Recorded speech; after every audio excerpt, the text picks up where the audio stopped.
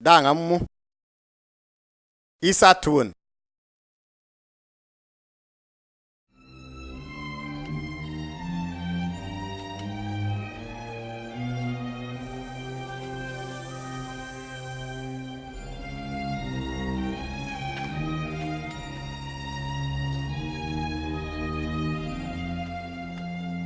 Kudin tamba Nazareth badin wubyasiyanna.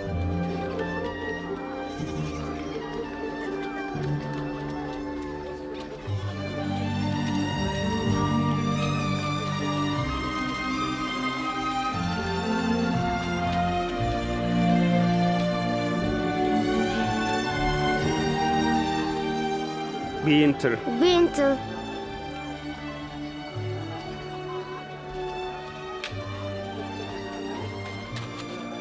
Ka fuon da ko san kwa gianto diogone na wa ponto kwana.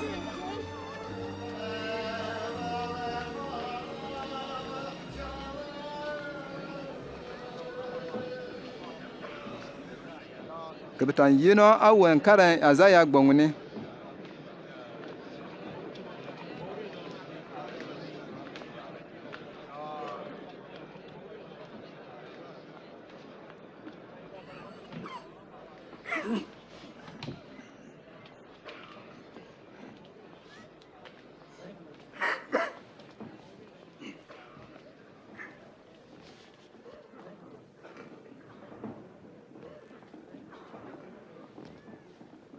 Yom dana yeno sega benni kama uganna amba nan balngani turtatam atuma man tam muant yentum mon katri yomi ke bia ber juani absanyanta aka farbin baba mugule ne kluyan na muant na yo bar ka jangna yenun tin uniba o mepen pa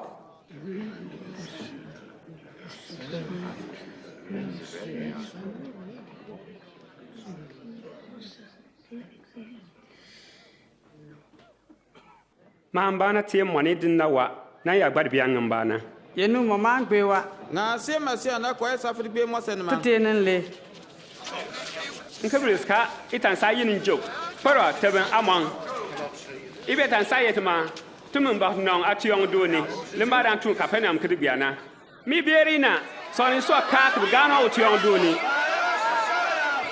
Mama na niye yisanyin no mang na ngwa masia. Yenu ne gan tuamba betumo awonte nibna jute bden garo na utemasia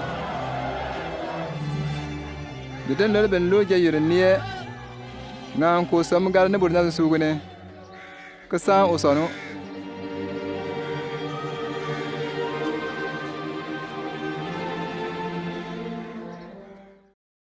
Mwa par nambar money paku